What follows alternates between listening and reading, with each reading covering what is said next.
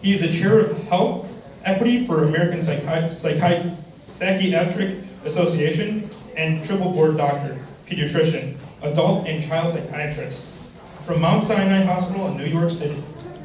Deep today will be interviewing Kamal. Kamal, please come join us on stage.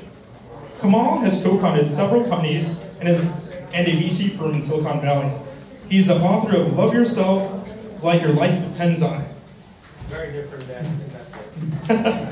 All right, Deep, I'll let you take it away. All right. Hello, everybody. So, one of the reasons I love coming to conferences like these and anything that really Thomas puts together, he always draws wonderfully passionate people, good energy, and I think largely this entire conference is, with that good energy and good communities together, largely the whole conference becomes glass therapy. That's what this segment is called, glass room therapy, and it's an idea that I came up with because I always imagined, well, what would it be like if my office had glass walls and people could, see and hear what it is that I was hearing? Because the parts of our stories that are filled with the most insight are often the ones that we leave out. And we're lucky today to have the amazing Kamal with us, and he's an open book, which is great as a writer, as a very serious writer.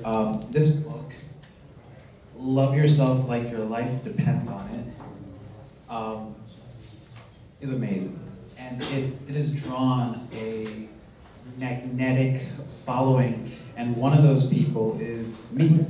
Actually, it touched me quite a bit when he, was on a podcast recently, and he was talking about his difficulty processing his father's death, and something in it, just the sincerity in which he spoke, really touched me and spoke to me because of my own difficulties in my family and with my brother and my father, and I think that's what this is all about. So classroom therapy. I'm going to be asking Kamal some questions. It's not exactly like what therapy is, but give you a sense of the type of vulnerability and the types of questions that we would ask, and then I sometimes break into explaining a concept that might be applicable to others. So hopefully you hear parts of when you hear somebody else tell your story, it's like, and that's one of the great things about being here, is that all of us actually have a lot of similar parts of our story. So without further ado, let's get started.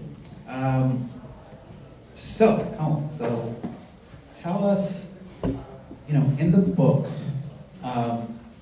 let's start with the title. It's a pretty heavy title. Can you tell us where this comes from? Okay. This is actually related to entrepreneurship and building companies, by the way. And if I'm a little slow, I'm fighting a really bad cold, so please excuse me. This book actually came from an experience when I've been building startups in Silicon Valley for a while, and now I run a venture capital firm, which I also built. And in between that, and I've been fortunate to have some really good successes in my career, and then some blow-ups as well, which is part of the game. This one company that I built, that I put everything into it, and after about 4 years, I self-funded it and finally took money, and it was doing really well, and it blew up, and I blew up along with it. And my whole ego and sense of self, everything was involved in that company. When that company disappeared, I disappeared, and I fell apart. And the title comes from a vow made to myself one night, where I was just like, I'm gonna get out of this. And the only way I could do it was I made a vow to myself that I'm gonna love myself. I have no idea where that vow came from. And I'm a big believer in the power of commitment to oneself. And I made a commitment, so I had to figure out how to do it.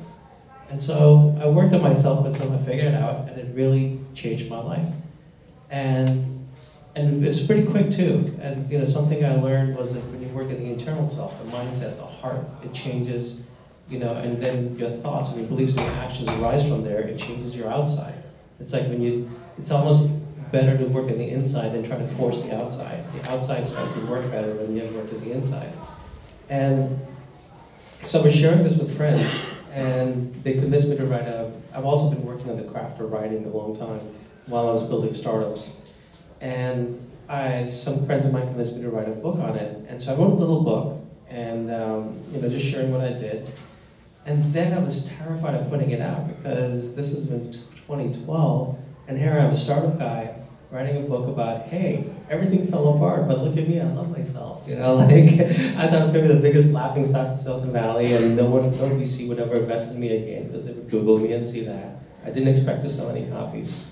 Actually, I expected to sell 10 copies. Out of them, 8 would have been bought by me to give to friends, and that's it. Because I didn't want to explain the same story and how to do this again and again. And I put it out, and I literally hid in my apartment. And a month later, it was the #1 self-help book on Amazon. It just went viral. And there's a lot of entrepreneurship lessons in there, product lessons in there that I'm happy to share. It changed my life. Here I was, terrified of what people in the Valley would think of me. And then when I would go to events and parties, CEOs and big VCs, like big name VCs, that I was like, oh my God. Like they make or break you, they fund you, you made your career. Like you will get funding from everyone. And they would come up to me at parties and say, I read your book, it really helped me. What did I do? I just put out the truth.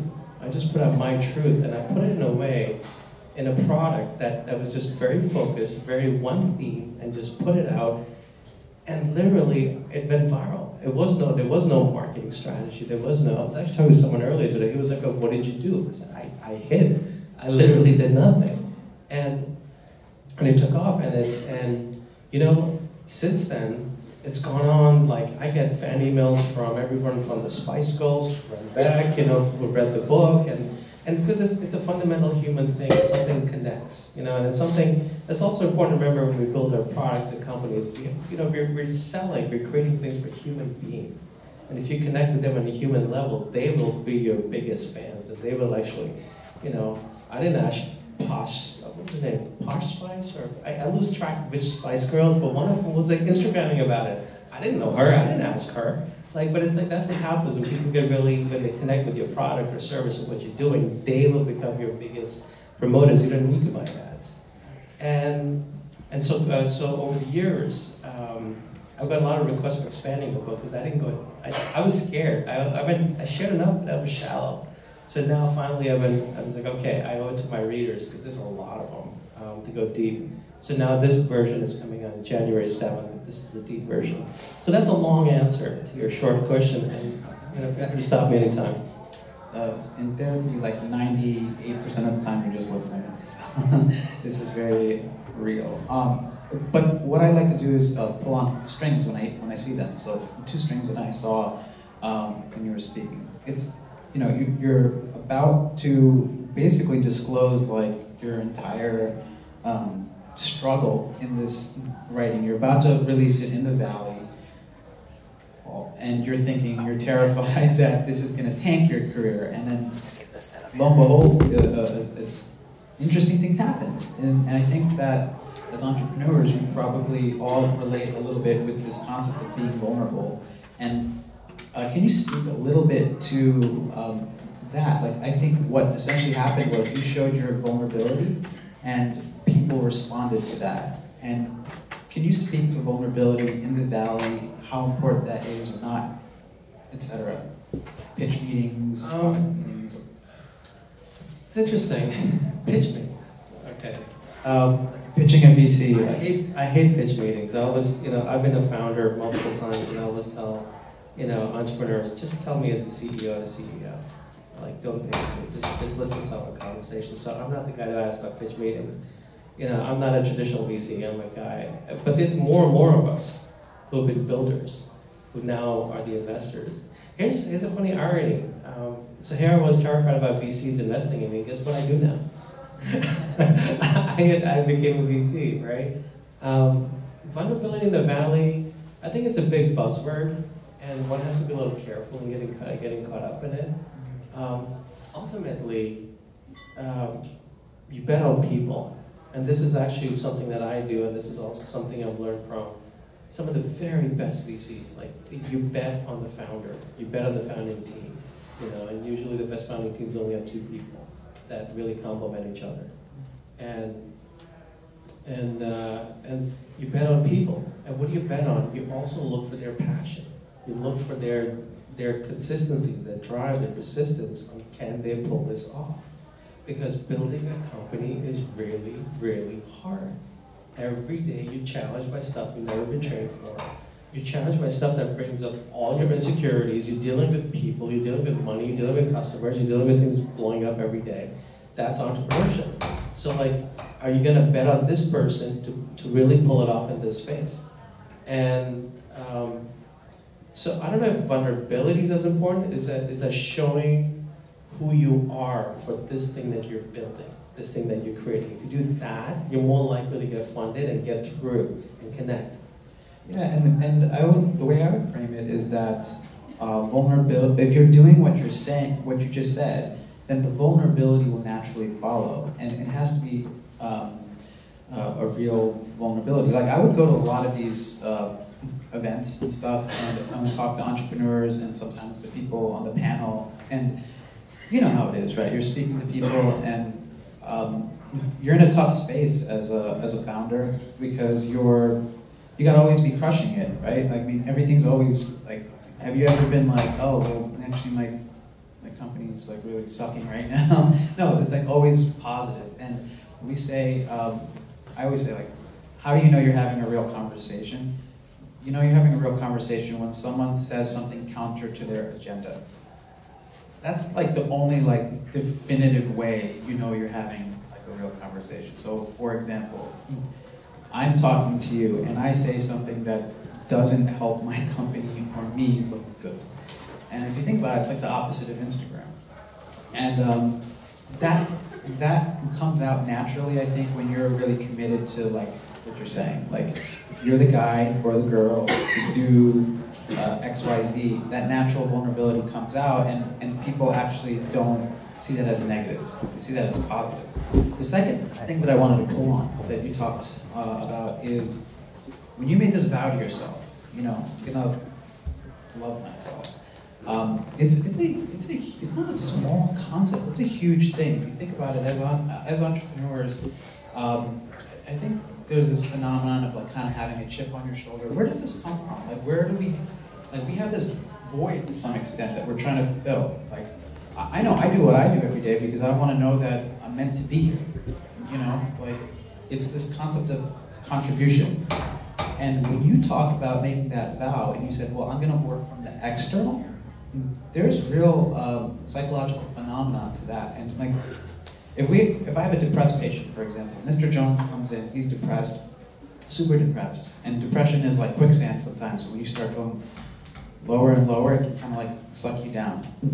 And what I'm hearing is that right when like your foot was caught in there, you were like, no, I'm gonna make a vow to myself and I'm gonna love myself. And it's a real thing to go from the external, as you said, to the internal. So with Mr. Jones, I'll do something as like simple as saying, okay, this sounds silly, but I want you to get the newspaper every day. Like, I can get the newspaper on my phone. It's like, that's not the point.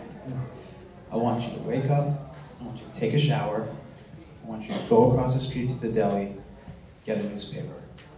I don't want to do that. I know you don't want to do that. And that's the tricky thing about our mood. When you start going lower and lower into that quicksand, you start having something called anhedonia, which is a loss of pleasure, a loss of a desire to do things. So when I hear you say the external, the internal, you're at that point, you made this vow. Can you expand a little bit on like some of the things from this external world? I put one example of getting a newspaper or whatever, but I'm curious from your stance, because you were an entrepreneur and you wrote this book. Well, look, at the time, I was dealing with a company that was becoming high profile and was being celebrated, blowing up in my face, and I was the captain of the ship.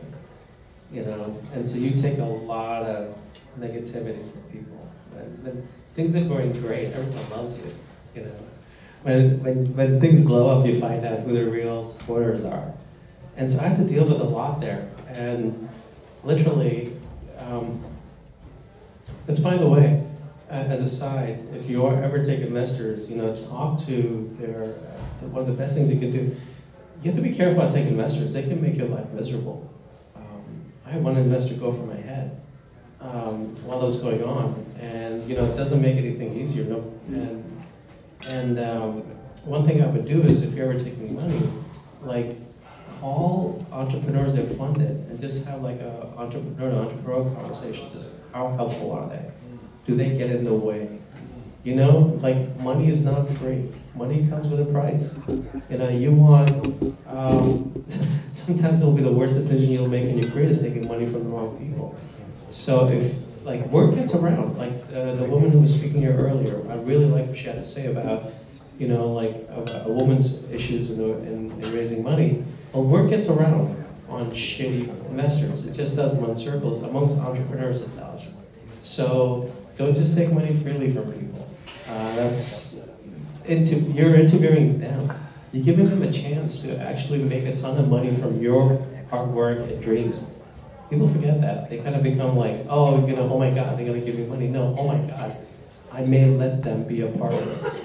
Funny enough, when you have that mindset, they're more likely to want you anyway. They're more likely to invest in you. So I didn't answer your question, I know. That's okay.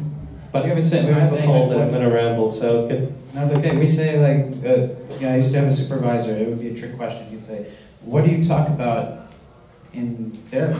And the answer is, you talk about whatever the fuck the patient wants to talk about. So this is an entrepreneurship thing, so I want to make sure I can give whatever value people need in that sense, So let me pull on that string. This is an entrepreneur conference. So I want to give other people value. How do you, this concept of doing things for others, on one hand, I hear that, you just said before about contributing and, being really the person for this, and you're really that person, the vulnerability comes. And then you just said doing, catering to the audience. And I think as an entrepreneur, you're always in that battle. You're doing this because it's your calling, etc. But then you're creating a product at the end of the day. And if the product doesn't fit the market, then you don't have a business. So can you speak to that? Yeah, that's actually one thing you often see first-time entrepreneurs get stuck in. They say like one thing, build a product that you would use, but also you have to be careful on that. You have to build a product that your customer needs, and that often gets lost. I'll give you a story. I'll share a story. Story I was telling Deepak yesterday. So Instagram, right? It used to be called Bourbon. It was two guys. We used to sit a few desks away from each other in San Francisco, and they were building this product called Bourbon. And it was out, and for 6 months, it was just struggling. And when you build an app, if it's just out and struggling, it's dead. Apps have to go up like this.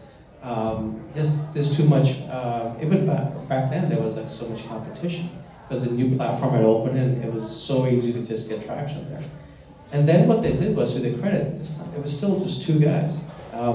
They took it, and they looked at it, and they stripped everything from the product, because they had built the product that they would want for themselves, but it wasn't what people wanted.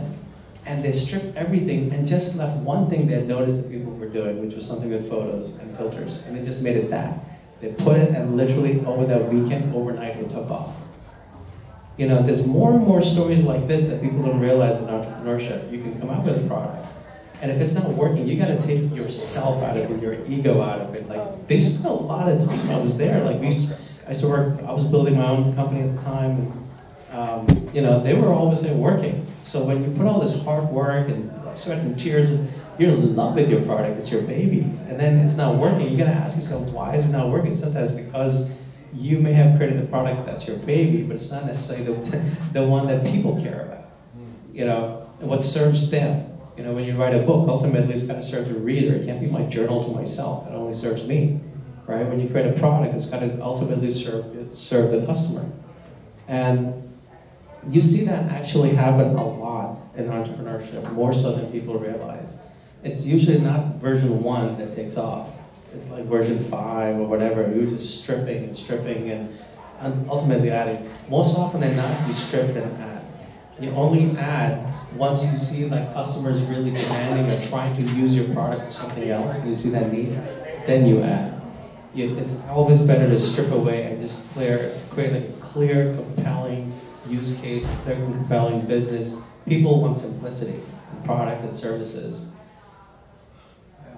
And on the note of simplicity, I think it's a super challenging thing. Like you said, it's you're building, it's your baby, and you're trying to make it as good as possible. And can you speak a little bit to? I think you used a really funny example the other day. Actually, I'm talking about The Simpsons. Oh, yeah. Yeah, this is actually another classic error. There's a great Simpsons episode. A lot of you have probably seen it. This is a pretty popular one, where Homer Simpson finds out that he's got this multi-billionaire brother who owns a car company. And he goes with his brother, and he's so excited, and the brother's like, oh my God, you're the everyman. We build stuff, all my engineers and everybody don't understand the everyman. I want you to build a car for yourself, because you're the everyman. I want you to design it. He puts all his money and everything that uses into it. Homer builds his car. And when it finally launches, it's got everything. It's got cup holders in the rearview mirror, like all this crazy stuff, and the whole thing falls apart. Which is actually another thing you often find with people when the first time they're building anything is they just want to please everyone. You can't please everyone with your product. You can't please everyone with your book. You find you have to know who you're trying to get, and you create it for them, right? And so that's a great entrepreneurship example, actually, just to watch that Homer Simpson episode. Yeah, and I think it's a really cool visual to have in your mind. Like, you can have 50 features, but especially with app development, product development, you have 50 features, but it's like Homer Simpson's car. It's not going to take off. Well, even in a service business, you'd rather be known for one great thing, and people will ask you for ancillary things, rather than you do 50 things and you're just another shop out there doing 50 things. If you can get known for one thing you're great at, you're set. Right. I thought I lost it, but let me ask. In terms of let's talk about mood. It's something that we don't often speak about. Founder depression is a real thing. You can Google it. Statistically, 1 out of 5 of us is depressed right now. That's on the street. You just pass anybody, and as a founder. That doesn't change, right? So people often ask me, what does depression look like? And I say, looks like me and you, dude. Like, what do the other 4 people look like? Is my question, right? And mood, though, we often wait until people reach criteria for major depressive disorder and all this stuff, but mood is actually a spectrum. And there's about 1 million things we can do before we get to this really low thing that we call major depression, or have something like suicidality or suicidal thoughts. And I think it's important to address, and I think your book so earnestly, takes on the way you feel. And can you speak a little bit to your journey and the low and trying to get out of that low, all that? Well, one goes through many lows and highs in life. That book came out on one low, and it was literally, I think, looking back, and it's hard not to do when you're building something, when you're building a company. You have employees and their wives and their kids depend on their salaries, or their husbands, whatever. You're responsible for payroll. When my company fell apart, at one point I was making payroll off my credit cards. These people joined my dream. I was responsible for them. And, it's a big burden you take on building something and bringing people on. It's not easy. So there's a reason why founders go through these cycles. You're carrying a lot of weight on your shoulders. One of the best things you can do is actually look, as a leader, you can't share everything with your team. Ultimately, you're the priest, you're the father, mother figure, you're the leader, you're like you can't share everything. They're still the captain of the ship. But one thing great you can do is actually surround yourself with other founders, other leaders, because they understand what you're going through, and they can actually help you in ways your team can't. Because they're depending on you, ultimately. In investing, you bet on people, right? You bet on who you think someone is going to be great at this, right? And one great thing that I think I've noticed a lot of smart entrepreneurs do, and actually which I learned to do later on, was you actually create like a couple of great advisors, that you can just call and they will help you. They're just to help you. Because your mindset ultimately determines who you are, determines and often the trajectory of your product, of your service, of your company. Yeah, you hit on something so important clinically. There was a study done at Harvard that looked at what is the thing that lets us predict a long and healthy life. And it wasn't the things that we expected, blood glucose level, blood pressure. You're familiar with the study, yeah. And in this, what's number one on that list are relationships. What makes life worth living are relationships, period. We're social creatures, we need each other. And I think that's like one of the best pieces of advice I came across. Actually, before meeting you, I met a founder who, you meet one good person like you're describing, an advisor, founder, person, and that can change the game. I know it did for me. And it's like investing in that relationship, like you have your team, but investing in the relationships here. Today, make like a friend, even if you just make one. And I always make that a goal for myself, to try to make one friend at something like this and to invest in that relationship and give for no reason, and that's going to return manyfold. And don't have an agenda. It's business, I get it, but don't have an agenda as well. When you invest in those relationships, they can be a game changer. So that's not necessarily going to come from your quote-unquote team, though. That distinction, I think, is like super important to recognize. Other people here understand your pain points. That's super important. Actually, another important thing there is at least have one or two people who are experienced, who've been through this at least once. Because they can talk you off cliffs because they've been on it. They can say, like, look, dude, this too shall pass, and this is how I did it. Literal and figurative cliffs. Yeah, literally, right? That's really important. In the good times and the bad times, because experience really, like when you look at Sequoia or Kleiner or whatever, not that I'm saying they're amazing, but one thing, and if you look at A16Z, which is Andreessen Horowitz, one thing they do is they bring in like really valuable, experienced people to help you, the founders, because they understand that's going to really increase your chance of success rather than you just being alone in this. Because leadership can get very lonely, right? So having leaders or people who've been leaders before you, who've been through this, is invaluable. You hit something really big there. We're studying it now. Loneliness clinically is a thing. It's a real thing. And the Surgeon General, the last Surgeon General, I should say, put out a study that showed that, okay, so what is loneliness? First of all, it's not having a lot of contacts and having a lot of followers, etc., right? It's when you have, think of something that personal, really personal. You haven't talked with your mom about, you haven't talked with your coworker about, and even your best friend in the world can't relate to this thing. That thing right there that you walk around with every day, that's loneliness. It's when you're surrounded by people, but you feel alone. That's loneliness. And they say that the amount of cortisol that the body releases is equivalent to smoking cigarettes. Like up to 15 cigarettes a day. So the more juicy that personal secret is, right? And you're walking around and you're not sharing it with anyone, that's actually creating a bad, deleterious effect on our body.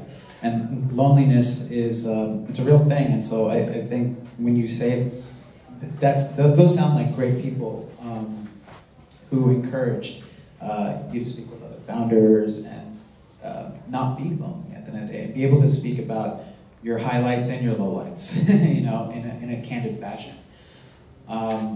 Sometimes it just helps to have someone who's been through it, will just stop and say, look, stop. Your company's not imploding. It's fine. Get rid of this person. This is why. And then, get that person. Experience. Just having people around you experienced is invaluable. This is actually when I invest in companies, one of my key things I look at outside of founders is who are the other people investing in it? If there are people who are, if they're like bad investors, I don't invest because they'll get in the way. But also, who are the advisors they're getting? Are these investors helpful? If they are, the chance of that succeeding has gone up significantly. And I can speak from experience with companies I've invested in. And I've seen that the advisors they brought in people to help, they open doors for you. They walk you off cliffs. They're that sounding board. They keep you sane, right? And it significantly increases chances of success. How are we doing with the time? Okay, so I want to just conclude by, a couple things, important things to get in here. Well, just tell us, what are you doing, what are you focusing on these days? Well, listen, about 7 weeks ago, I was at a pretty traumatic event in a hospital. I had elective surgery, and I had a very severe complication. I was basically dead at an operating table 12 hours later. And so they saved my life, so I'm kind of like healing. I'm recovering from that. And so I'm in New York City for a few months just doing that. And I have the book coming out, so focusing on that. Take a step back from investing for a little while. Which, and any VC who tells you they work hard, they don't. What do? You take meetings and every once in a while send a wire. That's not building a company. You don't have people screaming at you and customers yelling at you. That's real work. So the great thing about investing, you can step back. Great deals will come along all day long. So it takes me a little step back, and I do like helping entrepreneurs. So I buy some companies sometimes, and so yeah, I'm just kind of healing and putting the book out. Thanks. And just to show you guys visually how it looks like, so you can take a snapshot in your head. It's love yourself like your life depends on it. Amazing book and amazing conversation, and I hope that everybody that's able to see a little snapshot of this and take something from it. Thank you very much. I'm curious to know how many deals do you analyze per year, and how is your strategy to go over all these deals? Because I know thousands of people are bombarding VCs for money, so I was wondering what kind of deals really get your attention. The deals that don't need the money. Some of my best investments is I've actually found the entrepreneurs and begged them to take my money. Those have been some of my very best investments.